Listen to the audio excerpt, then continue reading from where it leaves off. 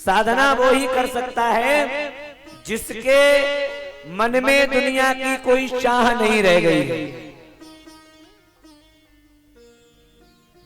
जिसको दुनिया की चाह है वो कदापि साधना नहीं कर सकता, वो भजन नहीं कर सकता। हाँ, भजन का नाटक तो कर सकता है पर भजन नहीं होगा।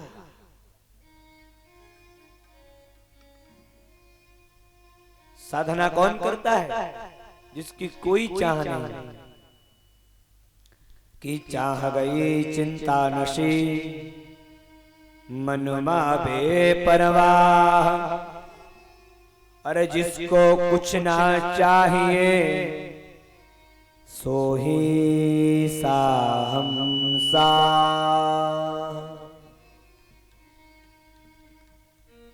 जिसकी कोई चाह नहीं है, कोई इच्छा भी नहीं है कि भजन से हमें ये मिल जाए, भजन हम तब करेंगे हमारा ऐसा हो जाए।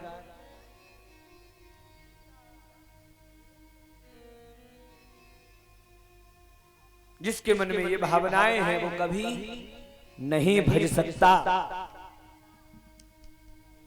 भरत जी महाराज गंडकी नदी में 18 घंटे साधना करते हैं। एक दृश्य देखा, नन्ना सा मृग शावक बह रहा है।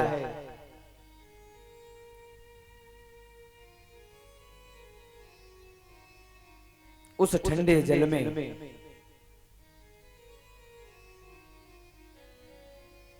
भरत जी की आंख खुली। भरत जी ने देखा ये तो छोटा बालक है, छोटा शावक है। निकाल करके जल से बाहर लाए और उसकी सेवा में लग गए। सूखे पत्तों को एकत्रित किया, एकत्रित करके जला करके उसको तपाया। जंगल में खोज करके कहीं से दुग्ध लाए और उसको पिलाया। अब धीरे धीरे उसकी सेवा कर रहे हैं। सेवा का प्रभाव देखिए क्या हुआ। ऐसा प्रभाव कि भजन छूट गया। अब भजन नहीं हो रहा है, अब उस शावक की सेवा में लगे पड़े हैं। उस हिरणी का जो बच्चा था उसमें लगे पड़े हैं भरत जी महाराज। जप करने बैठे हैं, वो अपने छोटे छोटे सींगों से खुजलाता है तो बड़ा आनंद की अनुभूति होती है। वाह,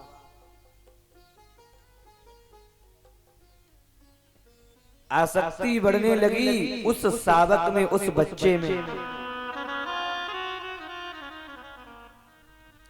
आसक्ति बढ़ने लगी। एक दिन वो शावक, वो बच्चा हिरणों के झुंड में मिलकर के चला गया।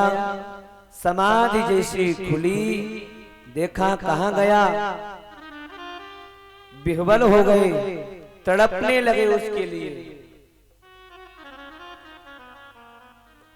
न जाने कहां होगा, कैसा होगा, न जाने किसी सिंह ने उसको न खा लिया हो। सेवा करना तो धर्म है, परंतु उसमें आसक्ति करना बंधन है।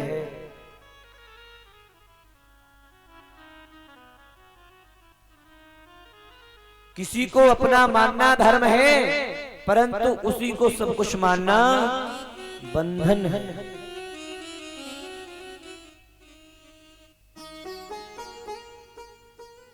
बंधन का कारण क्या है?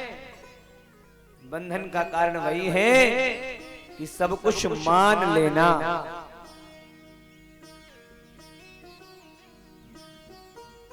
आसक्ति हो गई। भरत जी महाराज को शावक से अंतिम गति आई, अंतिम समय आया। शास्त्र कहता है अंतमति सुगति। आपकी मति जहां होगी वही आपको अगला जन्म मिलेगा।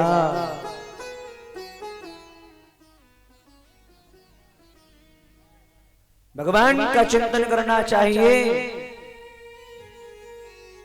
जन्म जन्म मुनि जतन कराई, अंतराम कही आवत नाही। ऋषि जन जन्म जन्मांतर तक यत्न करते हैं कि अंतिम में भगवत नाम आ जाए, आता नहीं है। और ये भरत जी महाराज बोले मृग शावक, उस शावक में हिरण के शावक में अपनी मति लगा बैठे। आए थे हरि भजन को, ओटन लगे कपाश। हम तो भजन करने आए थे यहाँ और पड़ गए कहाँ? बोले संसार के चक्कर में पड़ गए।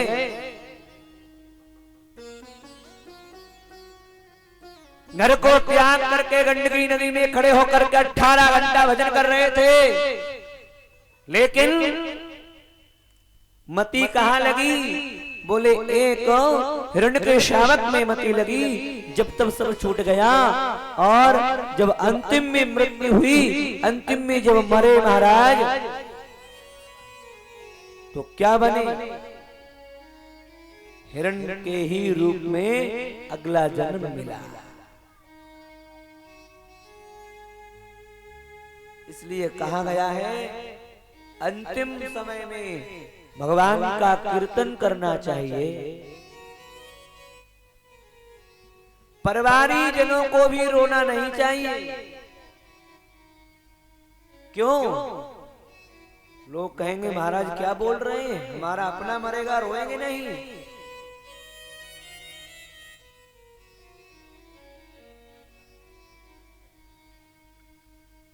जितने मृत्यु के बाद परिवारी जनों के जो आंसू निकलते हैं ना, तुम्हारे आंसू उस मृतक आत्मा को पीने पड़ते हैं। इसीलिए मना कर दिया गया है कि नहीं रोना चाहिए। उसका कल्याण कैसे हो, इसलिए नाम जप करना चाहिए। उसके कान में भगवान का नाम गुनगुनाना चाहिए, जिससे वो जीव तर जाए, प्रेत योनि से छुटकारा प्राप्त कर वो भगवत धाम चला जाए। और कहीं प्रेत बन गया महाराज तो तुमको परेशान करेगा, सारी जिंदगी तुमको रुलाएगा। तुम तो रोए थे 10 दिन, और वो तुमको रुलाएगा सारी जिंदगी। इसलिए कुछ ऐसा करो जिससे उसकी सदगति हो जाए।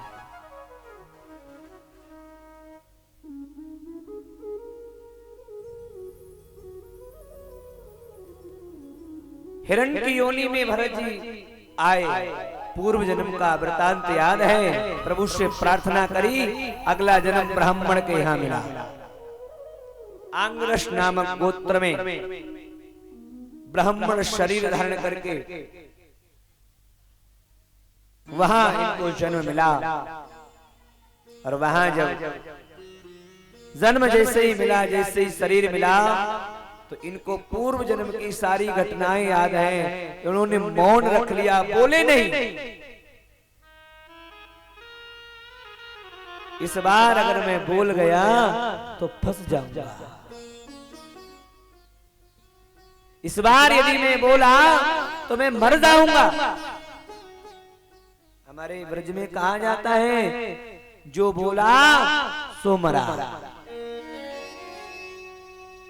जो बोला सो मरा।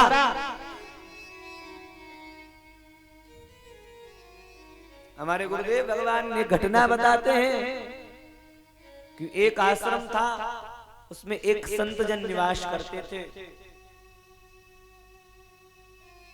और उन्हीं संत का एक शिष्य था। तो संत बड़े तपस्वी थे, साधना करने वाले। चेला नया था, चेला भी साधना करता था, लेकिन उतना परिपक्वता नहीं थी।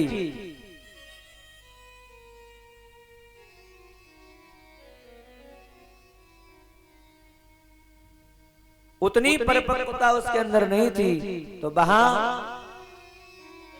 एक राजा आया, किसी ने बता दिया कि तुम उन संत के आश्रम चले जाओ, सेवा करो जाकर के। राजा वेश बदलकर और उस आश्रम में आया, और आश्रम में महाराज सेवा करते हैं, वो झाड़ू लगाते हैं, बोलते किसी से नहीं, बोलते किसी से नहीं है। एक दिन उस शिष्य के मन में भावना जागी, ये कौन है, किसी से बोलता चालता नहीं है, लेकिन सेवा अधिक करता है। पूछ लिया, भैया आप कौन हो? लगता नहीं है कि आप कोई साधारण होंगे, आपका रहन सहन व्यवहार चाल चलन राजा के जैसा लगता है। जैसे ही उस शिष्य ने पूछा, उस राजा ने तो उसके चरण पकड़ लिए, बोले महाराज अब कृपा कर, मेरे कोई पुत्र नहीं है, संतान हो जाए ऐसी जो है मेरी कामना है। आप मेरे हृदय की बात को सुन सकते हैं, आप मुझे आशीर्वाद दें, मुझे पुत्र हो जाए। कहा क्या बात है राजन, मैं कैसे कर सकता हूं? नहीं नहीं नहीं, आप संत हैं और संत सर्वसमर्थ होता है।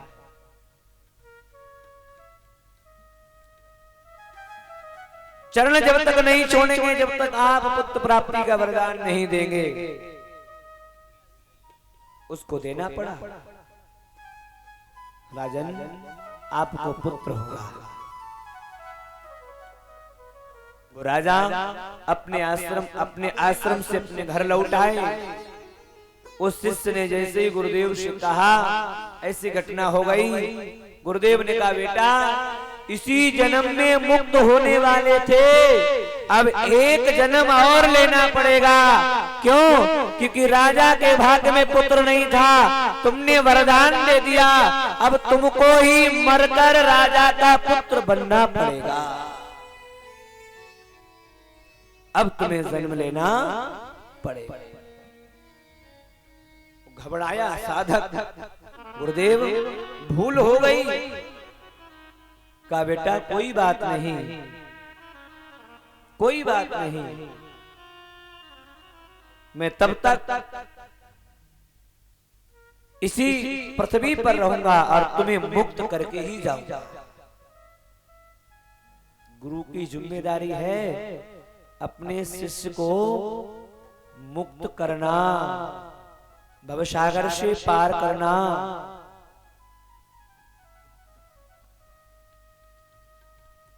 राजन को पुत्र हुआ। अब पुत्र तो हुआ, लेकिन बोलता कुछ नहीं, क्योंकि उसको मालूम है मैं एक बार बोला और मरा, अब मैं बोलूंगा नहीं। सबने प्रयास किया इसको बुलवाओ, बड़े बड़े इनाम रखे गए, बड़े बड़े ज्योतिषियों को बुलवाया गया, प्रकांड विद्वानों को बुलवाया गया, वैद्यों को बुलवाया गया, पर कोई भी बुलवा न सका। एक दिन सैनिक लोग उसको वन में ले गए। वन में ले गए, राजकुमार बड़ा सुंदर है, वन चला गया। और वन में जाकर के राजकुमार ने क्या देखा, एक डाल पर एक पक्षी बैठा है, और उस पक्षी ने वीट की, और जैसे ही वीट की तो एक सैनिक की सर पर गिरी। जैसे ही सैनिक के सर पर वो वीट गिरी, पक्षी बोला, पक्षी ने जैसे ही आवाज की, उस सैनिक ने गोली दाग दी और वो पक्षी मर गया। तब राजकुमार बोला, जो बोला सो मरा। अब तो बड़ा प्रसन्न हो गए सारे सैनिक। राजकुमार बोल गए। घर वापस लौटा करके लाए। राजा से कहा, आज राजकुमार बोले। राजा ने कहा, बहुत सुंदर बात है, राजकुमार बोले, इससे अच्छा और क्या बात हो सकती है। बोले, तो हमारे सामने बुलवा, हमारे सामने बुलवा। अब महाराज, अब बहुत प्रयत्न किया, बोलो। अब राजकुमार फिर न बोले। बोले, झूठ बोलते हो, हमसे धन हड़पने के लिए झूठ बोला तुमने कि राजकुमार बोला। अगर ये बोला होता तो अब क्यों नहीं बोल रहा? अगर राजकुमार नहीं बोला तो तुमको सूली पर चढ़वा दिया जाएगा, मारे जाओगे तुम। फिर राजकुमार बोले, जो बोला सो मरा। राजा ने कहा, बात तो ठीक है, बोला तो सही, पर ये इतना ही क्यों बोलता है कि जो बोला सो मरा?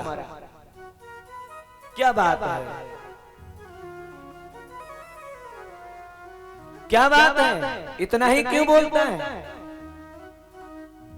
पूछा गया तो बताया, राजन, जो बोला सो मरा का मतलब है,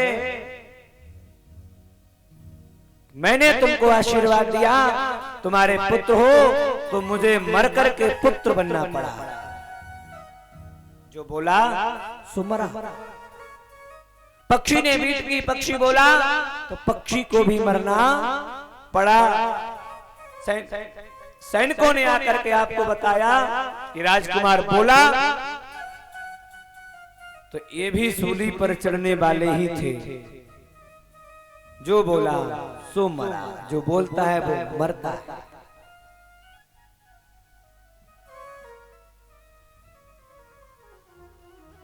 इसलिए जड़ भरत जी महाराज ने मौन रख लिया कि बोलेंगे ही नहीं, और भाइयों ने घर से निकाल दिया। तो रहुगण नामक राजा की पालकी ढोई। रहुगण इतना अभिमानी, अब विचार कर रहे हैं, यदि आज हम नहीं बोले तो पालकी ढोना व्यर्थ हो जाएगा। तब रहुगण को उपदेश कर रहे हैं, रहुगण, तुम्हें अभिमान है, तुम राजा हो, अभिमान किसी का नहीं रहा, सबका अभिमान खंडित हो गया, और तुम जा रहे हो कपिल भगवान का दर्शन करने। ऐसे जाने से कोई लाभ नहीं है तुम्हारा, कि जब तक तुम्हारे मन में भाव नहीं है, जब तक तुम्हारे मन का अहंकार मरा नहीं है, मान और अभिमान खत्म हो जाए, मान और अभिमान खत्म हो जाए, तो फिर आप समझो कि आपको भगवान के धाम से विमान आ गया। विगता मानम विमानम, मान और अभिमान खत्म हो जाए उसी को विमान कहते हैं। इस 7 दिन की कथा, धुंधकारी की तो मुक्ति 7 गांठ फटने से हो गई। हमारी और आपकी मुक्ति कब होगी? जब हमारे अंदर जो गांठें हैं, 7 गांठें हैं, अंधकार, मोह, मत्सर, अभिमान, पाखंड, छल, दंभ, जब तक ये खत्म नहीं होंगे तब तक मुक्ति नहीं मिल सकती। आप एक नहीं 10 कथाएं सुन लो।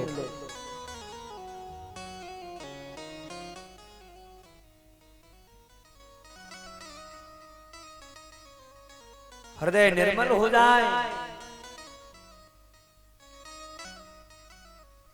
और मान अभिमान दूर हो जाए।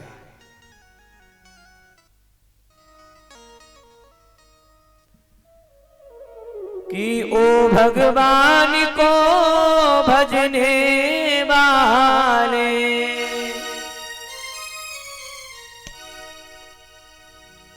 मन में धर ले ध्यान।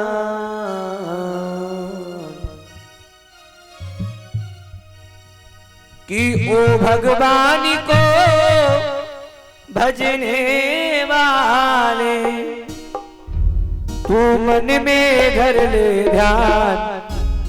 भाव बिन मिले नहीं भगवान, भाव बिन नहीं भगवान, भाव बिन नहीं भगवान, भाव बिन मिले नहीं भगवान।